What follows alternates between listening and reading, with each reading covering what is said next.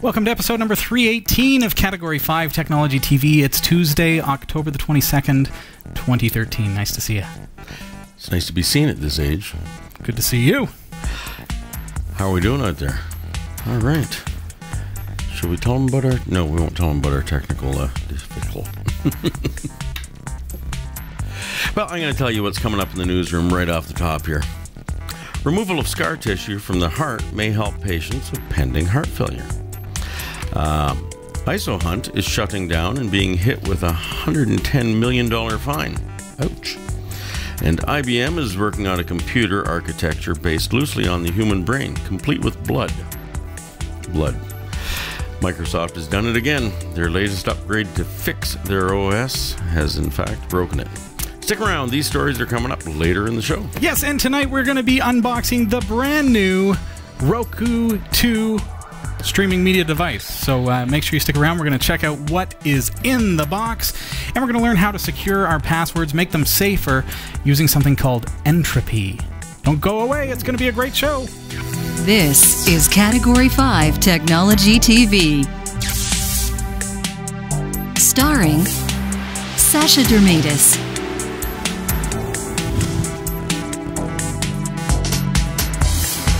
Hillary Rumble,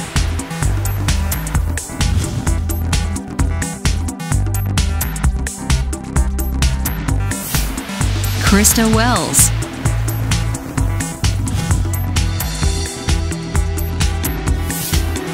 Eric Kidd,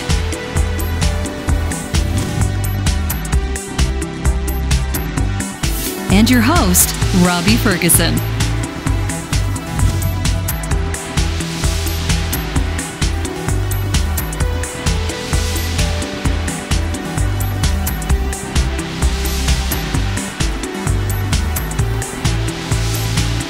At EcoAlkalines, we believe you should be able to trust your batteries not just here, but here, and here.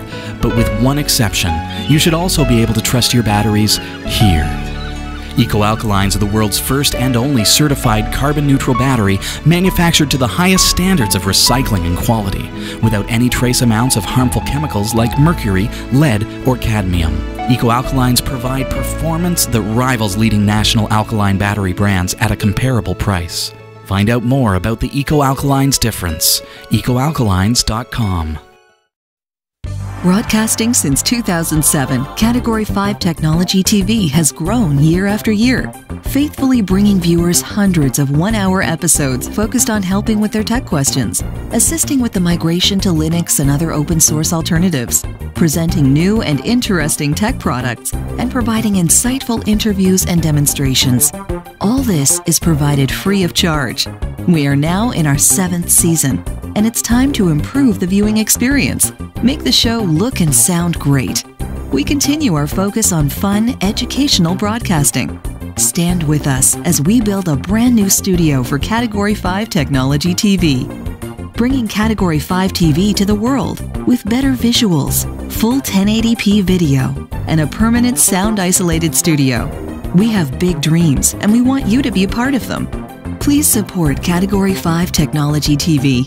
Visit cat5.tv/studio to be a part of our crowdfunding campaign for a limited time. With contributor perks brought to you in part by Category 5 Technology TV. Back to Nature compostable garbage bags. EcoAlkalines environmentally responsible batteries.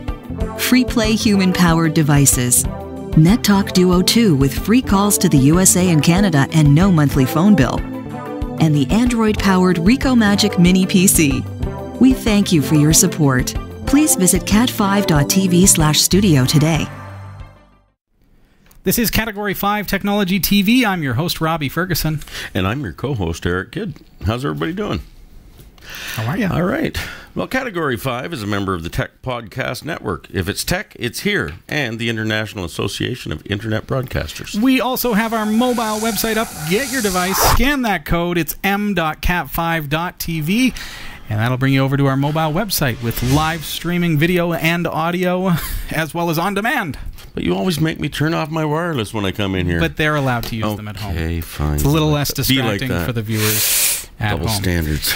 Well, you know, there's something that would have done really, really well on our nostalgic gamer episode, but I thought while it still exists, we really got to show you this thing. If you haven't seen it already, it's FullScreenMario.com, and what it is simply... Oh my goodness. Indeed. It is Mario Bros. The original.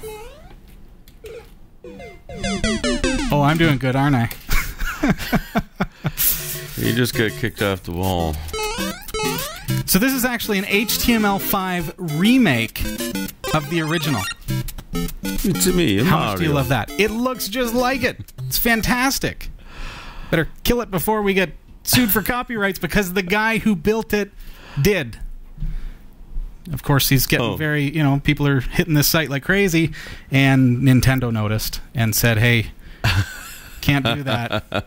Looks just like the original. Has what the if sound he changes effects. the color and the shape of the faces? I have no idea. But right now, at this very moment, it is still available at FullScreenMario.com, and it's available for free download on GitHub, because that's what he had intended to do. It's a proof of concept. It's an old game from 1985. You'd think that it would be abandonware by now, but I guess the character still exists. And yeah. Indeed. But it's going to be gone pretty soon as he gives in to Nintendo's pushing. The guy's name is Josh Goldberg. Did it as a school, just side project, hobby kind of thing, and did a very, very nice job. So if you're an old school Mario fan, yeah, if you're an old school Mario fan, then go check it out. Well, we should say hi to some of our new registered viewers. Be a good idea. We Hello. got Kheh, or is that Kheh? Kheh. Or Kheh? Yeah. Jane Bia, or Jane B. How about Paulo Serrao? Thanks for joining us, and thanks for joining our community of viewers. www.category5.tv is where you need to go, and you can register right on our website. Of course, that makes you able to win some prizes from us and things like that, as well as participate more in the show. And we send out kind emails just letting you know that the show is about to start. When the show is done, we send you the files by email. Not actually by email. You don't have to worry about checking it on your cell phone and getting a 600 meg file. But the links are there. The links. Freely available. Click here to download it. How great is that? That's great. No games. Come on. It's great. Say it. They're quiet tonight. We make it easy for you. Okay. Well, we should say thank you to our viewers who have sent in some donations this week. Means so much. We've kicked off our first ever crowdfunding campaign, raising funds to build Studio D. We'll be taking Category 5 Season 7 to the next level with astounding visual quality and a new set featuring chroma key, a.k.a. green screen.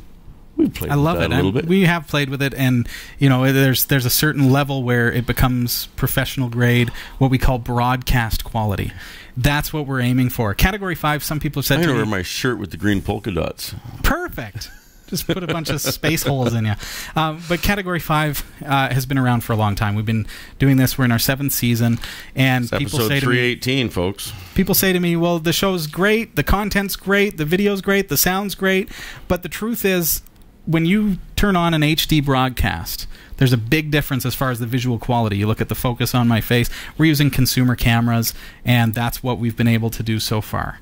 Now, what we want to do is we want to take the show to the next level. We want to become broadcast quality, and that means we'll, in fact, be able to pitch this show to cable TV networks. We'll be able to get on, hopefully, to cable TV, so that people sitting at home can actually turn, flipping through the channels and find Category 5 Technology TV. What's that bald nerd up to tonight? What's he up to? It's a Tuesday night. Let's check it out.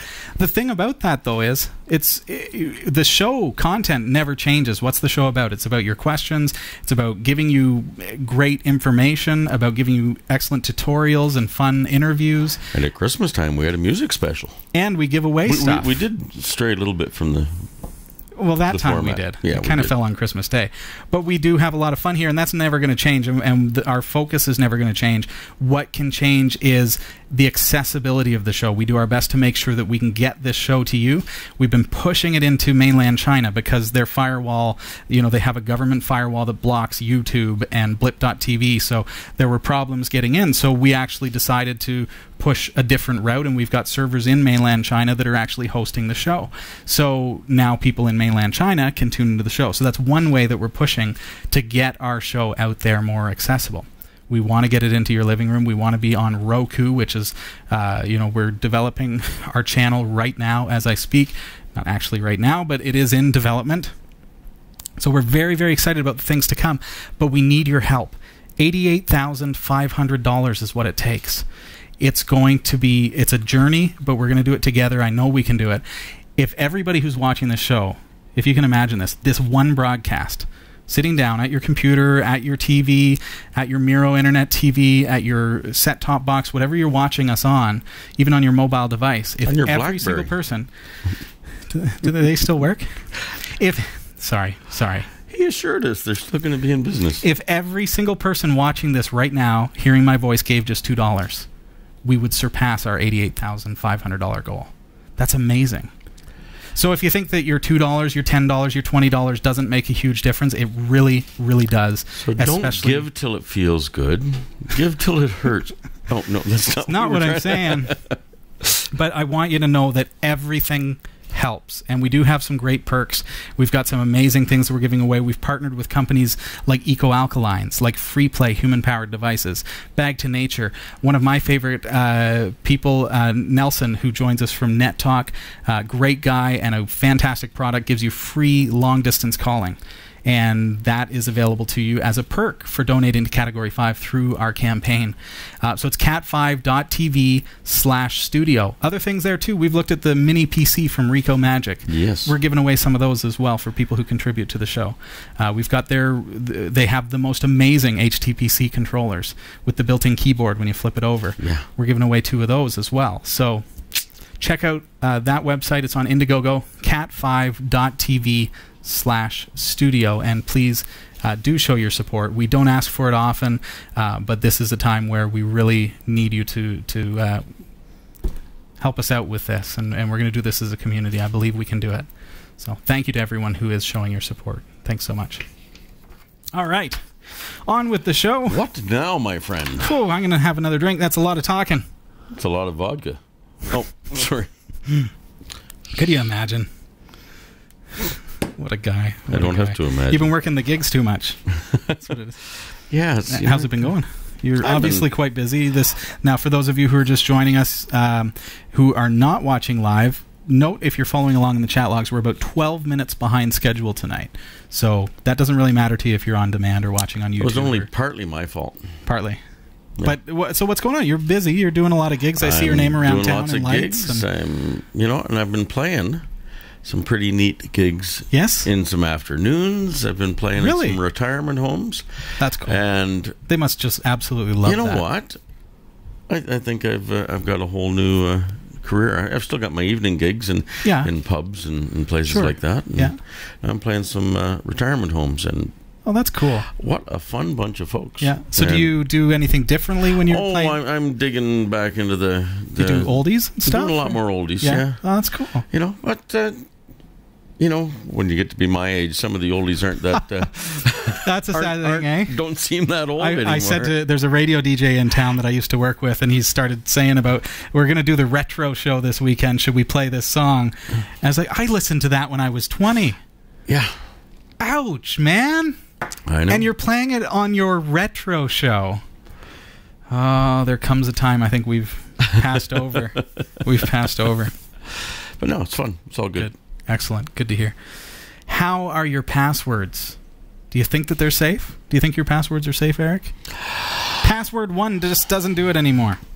Password 1, password 2. Various iterations of the word password as a password is probably a bad idea. Yeah.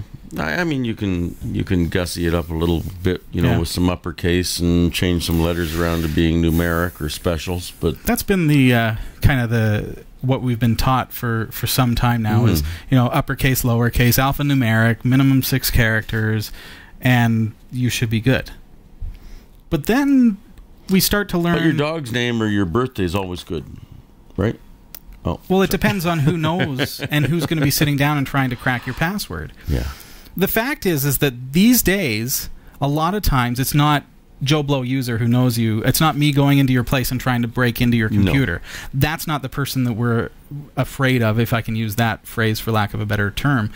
The person that we're afraid of is the person who's trying to connect into our system remotely and break into it using brute force mechanisms, going through and trying to figure out our password. So are those types of passwords the best?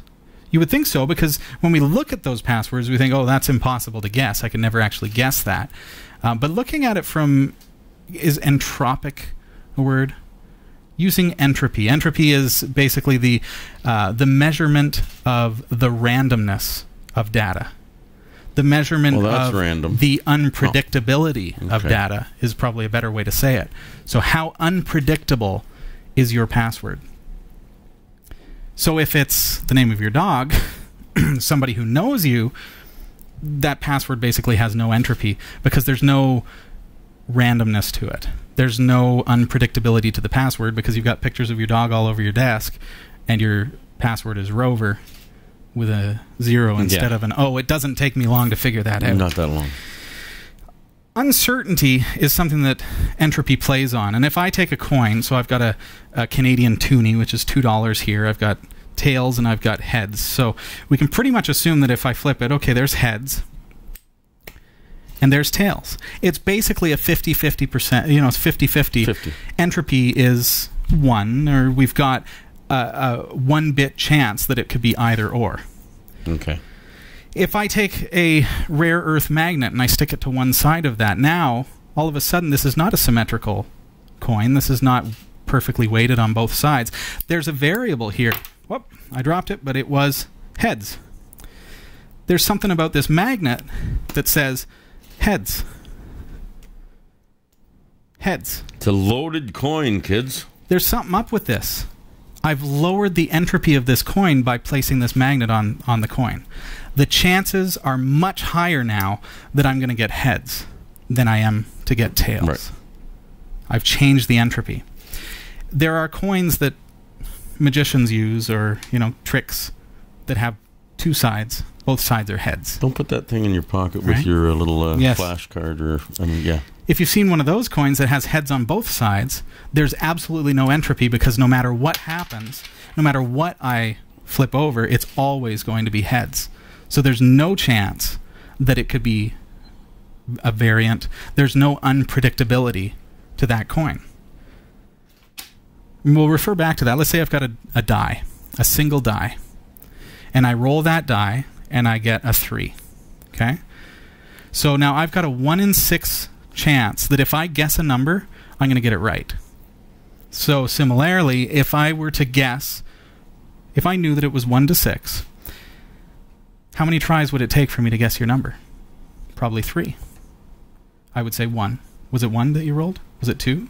Was it 3? It was 3. So it took me 3 tries to guess your number, even though there was a chance. 1 in 6. So with entropy, now I take that die again and I roll it again and I get a 2. So now my number is not 3, it's not 2, it's now 3, 2. So 32. So now I've got 6 times 6 because I've rolled it twice. So how many times I would have to guess in order to get it right would be 36. 6 times 6, I've rolled it twice. So 6 times 6, there's 6 numbers on a die. 36 guesses is the most it's going to take for me to figure out that you got 32. Oh, that's entropy. That's just how it's the predictability of randomness. So a computer that can guess, these days computers are very, very fast. Hackers tap into your GPU, your graphics card, which are extremely fast. They can compute 2.8 billion queries per second. So my 32, which has, you know, that only has 32 guesses, it's not going to take long for that application to figure it out. So let's look at our password. Okay. And I'm purposefully keeping away from the mathematics of entropy here. It's a very, very complicated thing to figure out. And I'm trying to make it so that we can understand those, pardon me, very, very simply. So if you can do that many calculations in that short a period of time. Yes. When I was working in a music store, I sold somebody a guitar case that had, you know, a 3-digit Right. Wouldn't take too long, eh? Combination lock on it. And the guy said, Right. I locked it and I can't remember. I said, well, are you going to be watching TV tonight or Right, so it anything goes like that? 0 to 9. Says it's right? only, like there are 1,000 possibilities, 000 all the way up to 999. And how long is it going to take you? And he called and thanked the next day because it was like 324 or something. And it only took him like 15 minutes or less. The wheel goes 0 to 9. Yeah. And there's 3 of them. So we know that it is, there are only 10 options per wheel. So 10 times 10 times 10, 1,000, is actually the iteration of how many tries it would take to get to that point where you figured it out. So let's look at what we think of these days as a strong password, based on what some websites may recommend, and when you're filling in signing up for an account. So let's say we go with a lowercase character, an uppercase character. Let's say we throw in a number and an exclamation mark. Oh, and my word processor wanted to capitalize everything. Okay, and a lowercase o and the number 5. So that, to our eye, looks like something that is impossible to guess. Really, really tough to figure out. How hard is that for a computer system to figure out? So we look at the letter A and we say, okay, there are, 26 characters in the English alphabet?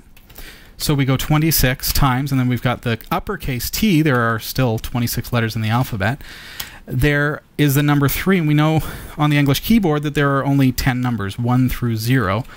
So times 10, right? There are approximately 10 characters, like exclamation points, @ symbols, pound key, slashes, and those kinds of things. Or no, there are more than that. No, I'd say there's more than that. We've got. So if I go all the way up, count them up. Apostrophe. We've got quotes. We've got. Yeah, we've got 32 characters there, approximately, that are those kinds of characters. Because I'm looking at apostrophes, semicolons, periods, brackets, all that kind of stuff.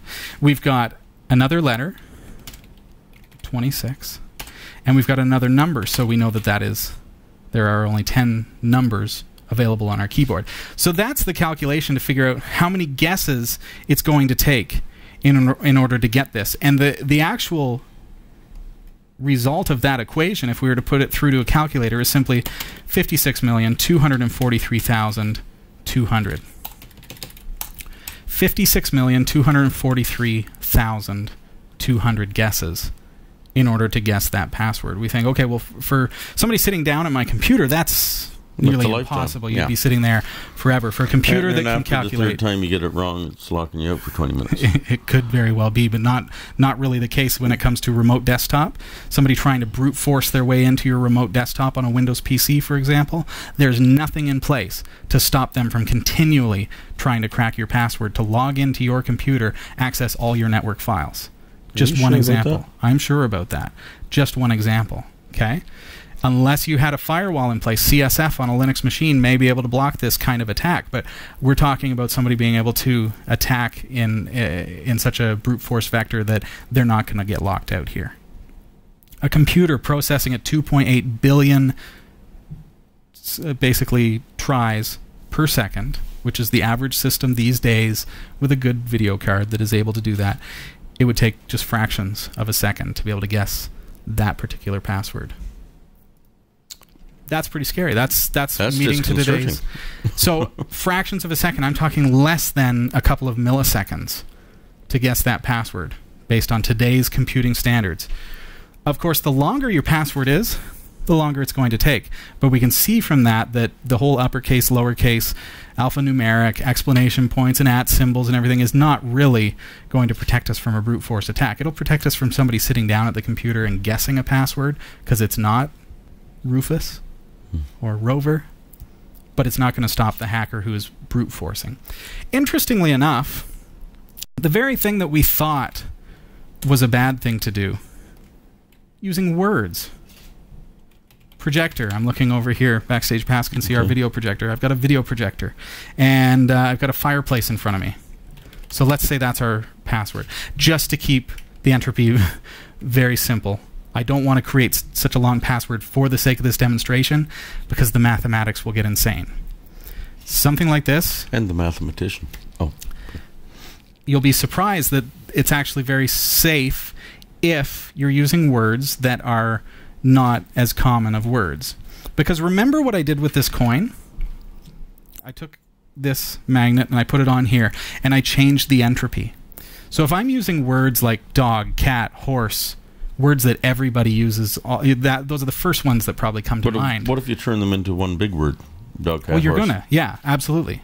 But dog, cat, horse is like taking my coin and sticking a magnet on it and saying, okay, I'm going to decrease the entropy because I am going to increase the chances that it's these words that are very, very commonly used. You're better to open up a dictionary, pick random words, completely random.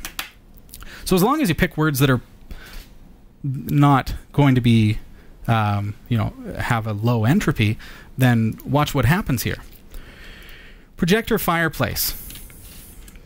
I'm going to go all lowercase because, of course, with having a couple of uppercase characters, with changing the letter O to a 0, whatever, it doesn't really matter because a brute force attack is going to check, it's going to try every iteration, okay? It's going to try to figure out your password, not necessarily based on dictionary. So when you think about dictionary attacks, so that's when they are trying projector, fireplace, that's not very common, but those could be thwarted by doing stuff like 0 or 3 and 1 and exclamation mark, right? With the capital P is fine. So that could actually, so I remember that's projector fireplace with a little bit of elite and an exclamation point. That will make it harder for a dictionary attack to occur because a dictionary attack is using presumably the English language dictionary. What if you throw in a couple of words from maybe a French word and an Italian word? That's good too, because it depends together on what dictionary. Well, but if you throw them all in together. As far as entropy goes, yeah, that's good because you think about, okay, in June of 2009, the English language reached 1 million words. Web 2.0 was the 1 millionth word. That's a word? That's 2 words if you ask me, but that was literally the 1 millionth word. So we reached 1 million words in the English language. So we've got more since then, but if we look at those stats and say, okay, well, if we use projector fireplace and there's a dictionary attack, our entropy is 1 trillion because 2 words, 1 million is how many guesses it would take because there are 1 million words in the English language. 1 million times 1 million because there's 2 words is 1 trillion. So it would take 1 trillion tries in order for anyone to guess that password because there are 2 words in the English dictionary. Because as a dictionary attack, if you had a couple of weird characters in there, chances are pretty good that it's going to make it even harder for a dictionary attack to get access to your password. But these days, a lot of times it's a brute force attack. It's a lot of computers coming together to guess at your password character by character. That's where entropy comes in, and that's where we can really see the power of a password. So this password is 1, 2, 3, 4, 5, 6, 7, 8, 9, 10, 11, 12, 13, 14, 15, 16, 17, 18 characters. I want to be clear here. I'm using only 18 characters for mine. I might say projector, fireplace, monitor. That would be a better password than projector, fireplace. Sounds crazy, but watch what we're going to do. I'm just keeping the math simple by using a shorter one. So we know that there are, 26 characters in the English alphabet. So 26 to the power of, and I don't know how to do a super on, but we're going to do to the power of 18 because there's 18 characters. So we know that this is actually 26 to the power of 18, which is like saying 26 times 26 times 26 times over and over again 18 times. Right. 26 to the power of 18. So we know that that is how many times somebody would have to guess character by character in order to get my password right. So let's see what the mathematics on this actually look like, and that's why I'm keeping it fairly small. Linux has a great calculator. I've got the mode set to advanced. It gives me a wider screen. This is pretty great. 26 to the power of 18, I said. So that is how many guesses it would actually take for this hacker to figure out my password. That's a pile of guesses. It's simply projector fireplace. Because remember, this is a brute force attack. They're doing character by character guessing, going through the English alphabet, all lowercase. So we're presuming they know it's all lowercase, and I haven't put any uppercase. So if I put an uppercase, it would probably the entropy would even be higher. But we're just going to use this for the sake of the example. It's going to take that many guesses. So what is that exactly? We know that the computer, the modern computer, can guess 2.8 billion times per second. So that is how many tries or how many seconds it would take for a modern computer in order to figure this out. So we say there are 60 seconds in a minute, or 60, I lost it. Done that figure. Okay, let's do the math again real quick. 26, can't talk. I ran out of fingers. Can't talk and do fractions at the same time. Okay. There's how many guesses. We're going to go, okay, a computer can guess this many times per second. 2.8 billion. There's my result. Okay? So we've got 60 seconds in a minute. I don't think you had 9 zeros there. 60 seconds in a minute. Don't throw me. 60 minutes in an hour. 24 hours in a day. Okay? 365 days in a year. It's going to take, what is that? 334 million years, if I round up. If a computer with today's specifications were to guess my password, it would take, at most, at absolute most, because remember, my die, when I threw it, I got 3. So 6 would have been the highest. It would have taken 6 guesses at the absolute most. The law of averages says it's going to take half of that before they get it. So 1, 2, 3. It only took me 3 guesses to figure out my password was 3 based on that die roll. So in this case, we're saying 334 million years for a computer to guess my password. It would probably be realistically about half of that. So if I divide that in 2, so we'll say 334 million divided by 2, about 167 million years. Regardless, no computer, based on today's standards, is going to guess my password anytime quickly, because Entropy tells me that there is such randomness to the characters, not the words, because it's not a dictionary attack, it's a brute force attack. There is so much randomness to my characters that it will take 167 million years. Never going to happen. So then, you know, as I mentioned before, in order to prevent now from the dictionary attack, that's where we can say, okay, now let's strengthen things up with a little bit of that stuff that we've already learned previously. So now that we've figured out the entropy, we can do things like, okay, well, let's keep it projector fireplace, but let's make it a capital R. Let's make it a 1 instead of a I. And we've already done quite a bit to it. And then we can do at and star. Whatever, just something a little bit random to make it even harder for that hacker to figure out. And then, after that, I can say monitor. And you see what I've done? I've created a password that, unlike that crazy AT3 exclamation mark 05 that's really, really hard to remember, it's pretty simple for me to remember. Projector, fireplace, at and star, monitor. Pretty simple for me to remember that, but extremely, extremely difficult for a brute force attack to figure out your password. So that's Entropy passwords in kind of a really, really quick, non-technical. I'm not getting into all the mathematical equations. They get big and they get confusing. If you want to find out more, I'm going to post some links to some excellent articles in the show notes for episode number 318. You can also get into Google and just do password entropy and find out more. There are some great tools out there. I recommend that you be very, very cautious when you're using tools to determine the entropy of your passwords, the strength of your passwords, because there's always the chance that those services could be logging your passwords. So they can be useful when testing things. So if I bring up, for example, let's bring one up for you. GNC has one. I also, or GRC, I should say. I like howsecureismypassword.com. Now, no, it's not. It can't be .com. Oh, it's .net. Sorry, folks. Howsecureismypassword.net. So, again, they could be recording your password. I know that they're not, but I want to give you that warning, and they actually give that warning right here. They're using JavaScript. It's all client-side, and so that's fine. But somebody could do that. So what we're going to do is we're going to test the theory, not my actual real password. Instead, we're going to say, what did I say? Projector fireplace. and they came up with a number of 233 million years. So you can see that the mathematics that I gave are pretty close to what they're saying. Actually, you had 233 rounded up because it was 233. That's right. So they're not taking into account the law of averages. They didn't round it up.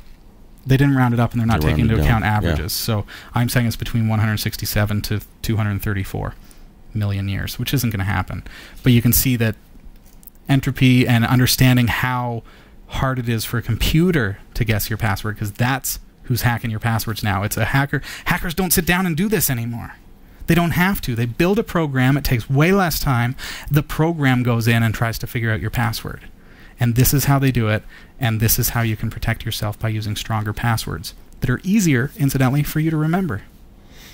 Yeah, I remember the old Unix servers when I first had my email. You know, they gave me some pronounceable word that the computer had generated, you know. Yeah. And they were horrible words, but they were pronounceable. And I remembered them. Riksmeln. There you go. That was my first password on there. Now you know. Yeah. Riksmeln. Perfect. But yeah, I would do 2 or 3 words, good long words. Pick ones that are not the first words that come to your mind. Open up a dictionary, pick them randomly, and then memorize them. So there you have it, folks. Good luck. Get safe. Get secure. Change your passwords. All Do right. it. Make sure you got different passwords on everything, too. Don't use the same passwords on any services. You ready to go? I'm ready to go. Ready to go. Well, here are the top stories from the Category5 TV Newsroom. .TV Newsroom. A pioneering operation to improve the function of failing hearts while they're still beating has taken place in the UK for the first time. Patients with heart failure struggle to pump blood around the body, and mild exercise can leave them breathless. One common cause of heart failure is when the arteries which nourish the organ become blocked, leading to a heart attack. Heart muscle dies and is replaced by hard scar tissue, which does not beat. Over time, the scar tissue can stretch so chambers of the heart become larger, meaning the organ has more blood to force out with each heartbeat. Okay, makes Recently, sense.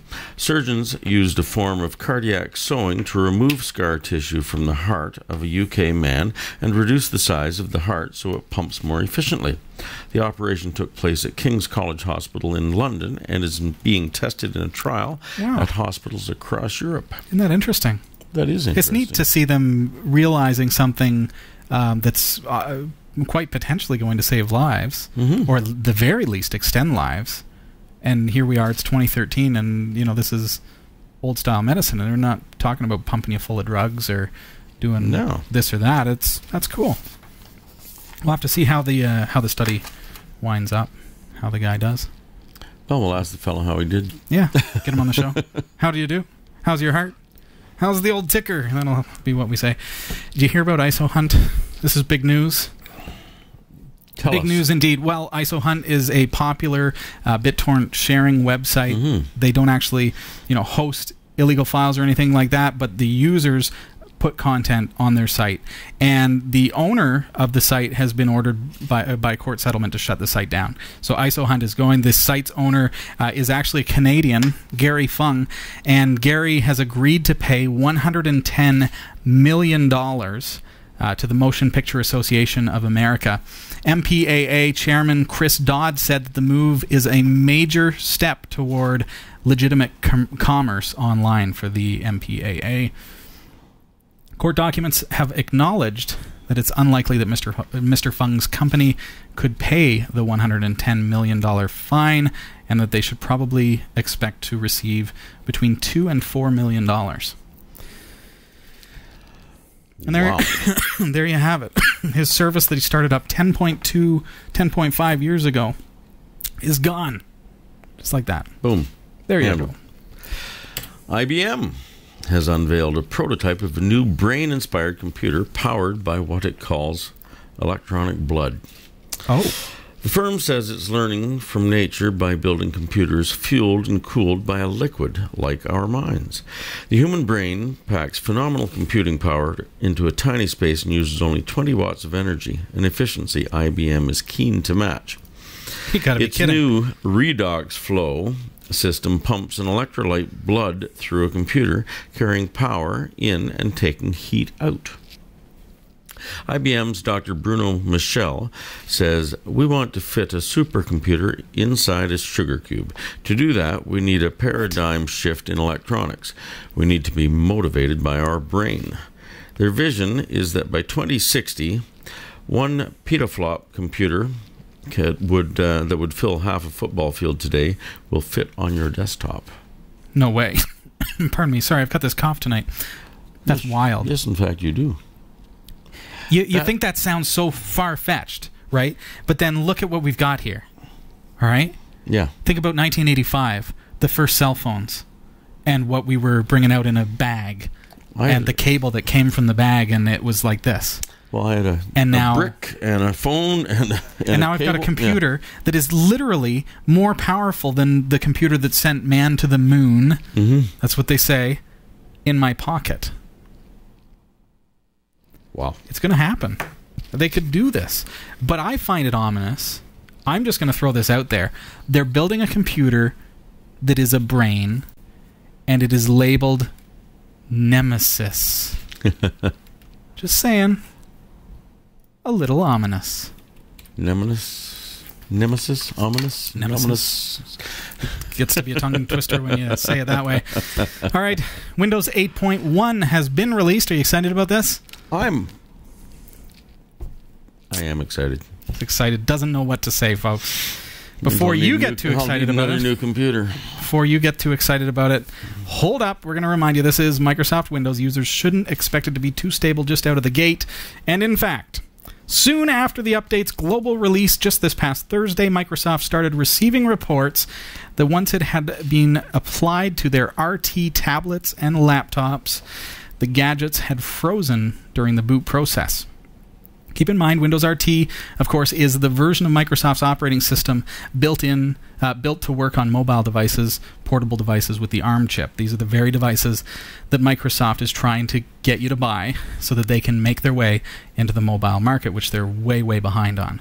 So soon after the problems were reported, and only shortly after its very first release, Microsoft actually pulled RT 8.1 from its update site. Now today, Microsoft has replaced it back on the Microsoft Update site for Windows 8 users. Presumably, that means it's fixed. But the poor people who can't boot their laptops and they got to figure out how to fix this because they jumped the gun. It's a bit of a conundrum, isn't it? A bit of a conundrum indeed. I don't know. Perhaps one of their versions. They all have cool names. You know, like remember, wasn't Windows 95 codename Chicago or something? And I can't remember 95. Of course, Longhorn was Vista. Yeah. We had Redmond was XP, I believe. Okay, so Windows 9 will be called Conundrum. Conundrum? No, I'm just making that up, folks. Could be. Could be. Well, that is something. All right. Well, you can get this full stories at Category5.TV/newsroom. This week, the Category5.TV newsroom is researched by Roy W. Nash with contributions by our community of viewers. If you have a news story you think is worthy of on-air mention, email newsroom@Category5.TV. For the Category5.TV newsroom, I'm Eric Kidd. Thanks, Eric. This is Category 5 Technology TV. Find us online at www.category5.tv. I'm Robbie Ferguson. Nice to see you. Oh, what do I got? Oh, the Roku brand new 2. Roku 2. Is it Roku or is it Rock You? That's the question. Come on. Come on. Okay. You liked it? Okay, so the new line from Roku, these are the streaming media players, the new line features, the Roku 1. It's very, very confusing, so hear me out. Because they used to call them the Roku 1, I don't know, XS, and Roku 2, X, whatever they were. The Roku 3. Now it's just Roku 1, Roku 2, Roku 3. So Roku 1 is like the Roku 2, but the Roku 2 introduces something very, very cool, a headphone jack in your remote control. So you can sit on the couch, you can plug in the headphones and not disturb anyone. You can walk around the house listening to your TED Talks, Category5 TV, whatever it is you've got playing on the Roku, and it's there. Roku's 1 and 2 connect to both AV composite or HDMI 1080p. So this will work with an HD TV or an old-style CRT TV. That's brilliant. Same with the Roku 1, okay? The Roku 3, however, introduces a processor that's about twice as fast. It's very, very zippy. It's the best device. It is. The Roku 3 is the ultimate. If you're a Roku fan, if you want to get a nice set-top box, that's the way to go. But it only supports HDMI output. It has no composite. Okay. So the Roku 2 is the best one you can get while still being able to use composite.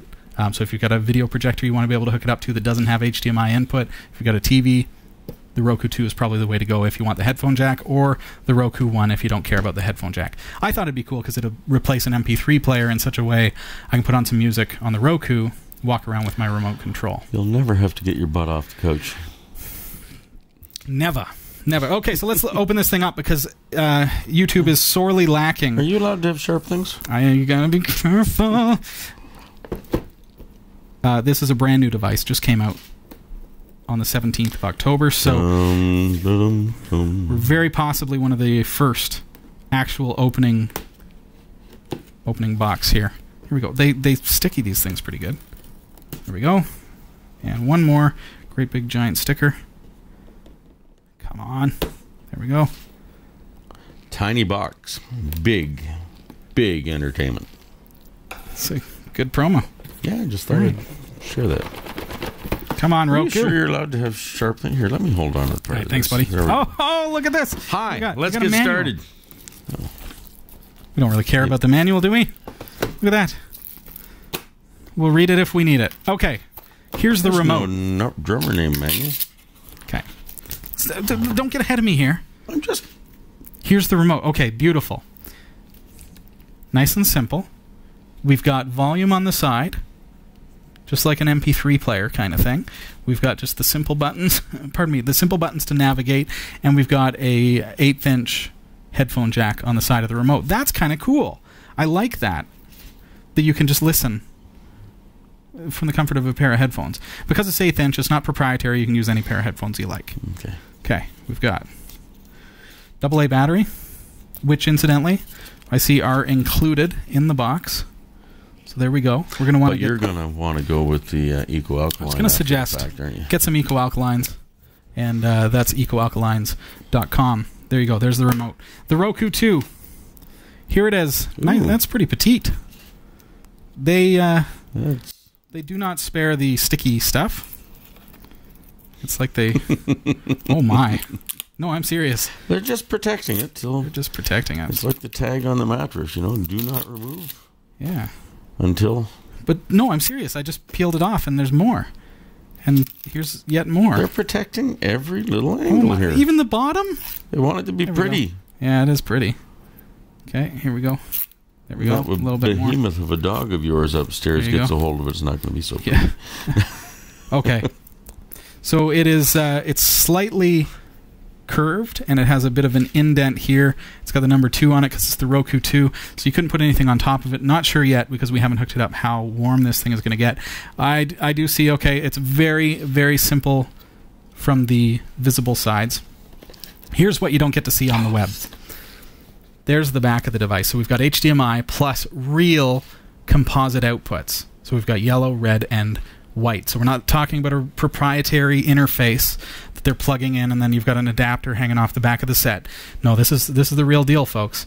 So this will hook up to your RCA system. So the HDMI is full 1080p. This is going to be 480p, I would presume, maybe 360. So it's a lower resolution. And we've got a power DC in as well.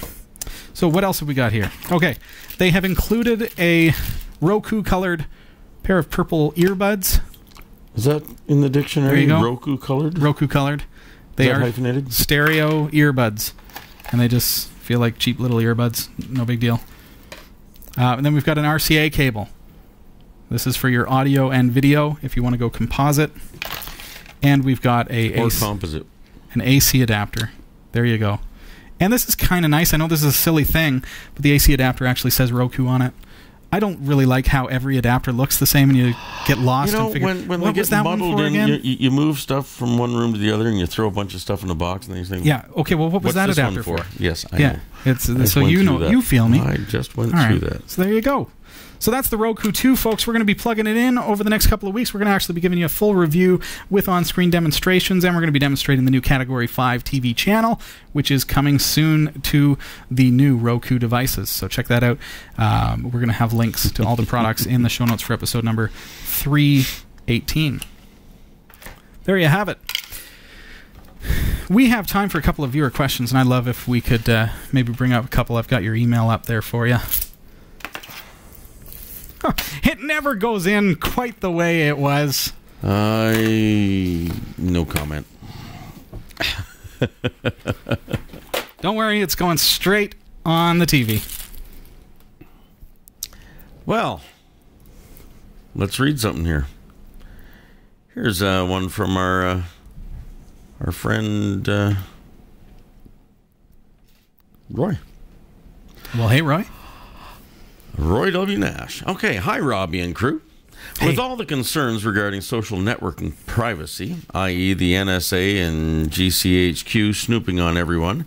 Before you continue, and I apologize for this, Roy, I also apologize to you. That is Eric's fault. Go ahead.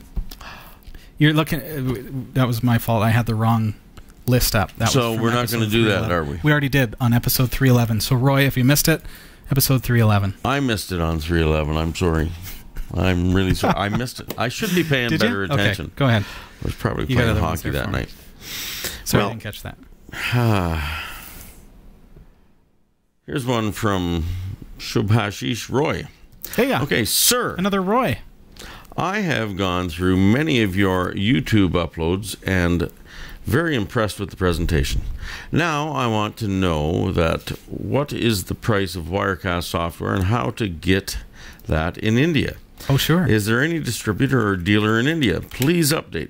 Further, do you prefer the Apple iOS system over Windows 7 based system for Wirecast?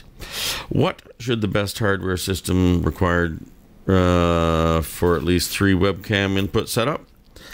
The hardware should be able to be upgradable to SDI also. Please suggest. Waiting for your early reply. Best. Okay, leave that up because I'm going to have to refer back to that. When you said iOS, I thought iOS. You meant iOS. We're talking about a Mac system. Okay. Wirecast, the software that we use for switching Category 5 technology All the TV. kids are talking about iOS 7. iOS? I used to work with a PHP. That's what they're calling it. A PHP project before Web 2.0 was popular called iOS, EYEOS. So when iOS came, it's kind of unfair to them. Eric, look at the camera and smile for me. We'll see if we can get a screenshot for you of Telestream Wirecast. And so that will be in the show notes for episode number 318. Now, what Wirecast does, it allows us to do all the camera transitions, allows us to have all of the cameras plugged into a single computer, and then we're able to broadcast the show. We record live to disk. It's fantastic stuff. And we can plug in as many cameras as the computer will be able to handle. So, where can you get it? cat5.tv/Wirecast. I'm just working on getting that screenshot before I lose it there too. Okay, there we go. I've got it. cat5.tv/Wirecast is going to take you to their site. Okay? And please do use that link rather than Googling it because it, pardon me, it lets them know that you found it through us. You can buy it for $495. And there is a professional version as well that comes with some extra stuff if you need it. And you'll see that the options are all there. There's Wirecast Pro, $995. It adds some extra stuff like IP cameras, live scoreboards if you're doing sports, 3D virtual sets if you're doing chroma key, and advanced audio controls as well. So depending on what version you want, starts at $495. So you can order that directly off of their website. I believe you could do that even in India. I can tell you what that is in your currency. Is that Rand or... No, it's not Rand in India, is it? USD in... rupee. Sorry. So 30,514 rupee. So that would be approximately the price to purchase. That sounds like a lot Wirecast. of rupees, but I've never actually... Sounds like rupees, and you know it's a big exchange difference, right? So, okay. So next question: would I go with Apple or Windows 7 Truth is, okay, so the advantage to Apple is that it's an appliance. It's a piece of hardware that is built to be a really, really powerful, good quality machine. That's great. Sorry, can you hear me over all the rustling over there? Sorry, I dropped his mic. somehow knocked my mic off my ear. All right. So what I'm saying is that you pay a premium for the Apple hardware because it's higher end hardware than, say, the PC that you buy when you walk into a supercenter. But you can't compare those apples to... can I say apples to... Apples can't to compare PCs. apples to PCs or oranges. If you're going to spend $3,000 on an Apple computer, compare that to a PC that you will also spend $3,000 on. Because the common misconception is that Apple is better because they're so good, they're such good quality. Will you pay more? So if I were to pay more for my PC, is it equivalent in quality to the one that is the same price in Apple, Apple's computer line? And I think you're going to find that, yeah, the PC is actually probably going to be on par in the price bracket. So then you get the operating system, Windows 7. It's pretty good, but it depends on what you want to do. Both are going to do well. I do find Wirecast brings out some features quicker on Windows 7 than they do on Mac. That's what I've seen, but I am primarily using it on Windows, so I don't really have that comparison. I prefer the ability to add non-proprietary hardware easily to a PC.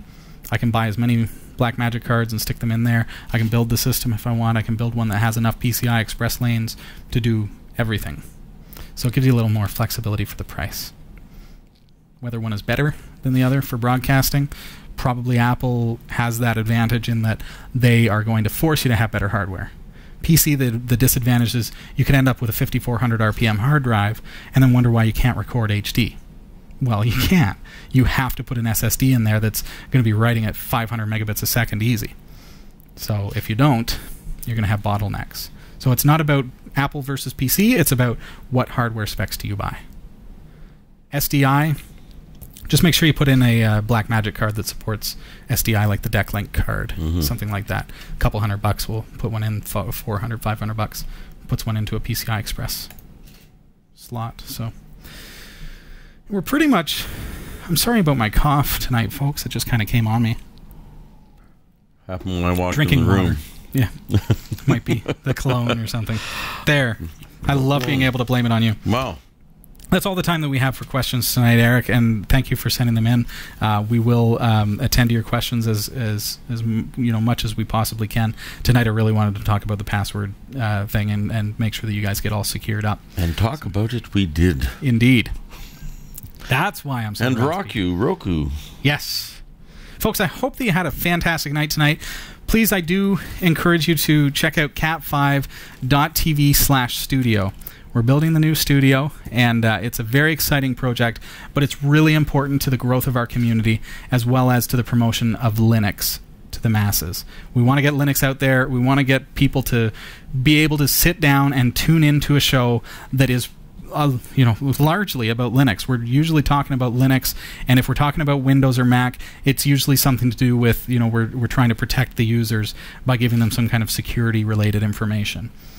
So we're primarily a Linux show. I really want stand by that if that is something that means a lot to you.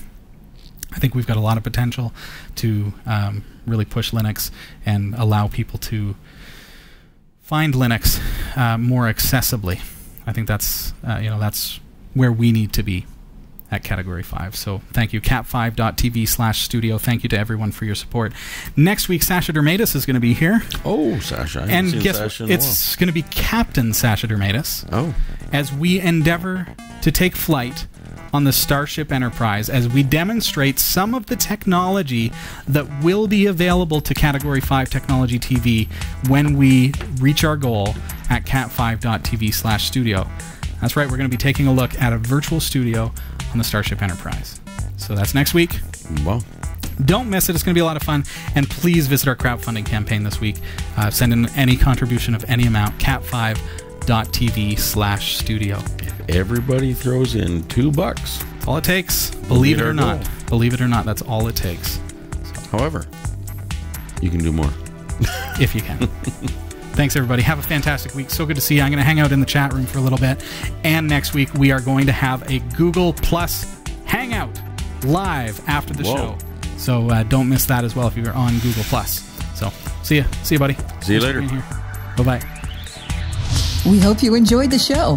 Category5 TV broadcasts live from Barrie, Ontario, Canada every Tuesday at 7 p.m. Eastern. If you're watching this on demand or through cable TV, check out the local showtimes in your area at Category5.TV and find out when you can watch live and interact in the community chat room. Category 5 is a production of Prodigy Digital Solutions and is licensed under Creative Commons Attribution 2.5 Canada. We'll see you next time. Thanks for tuning in.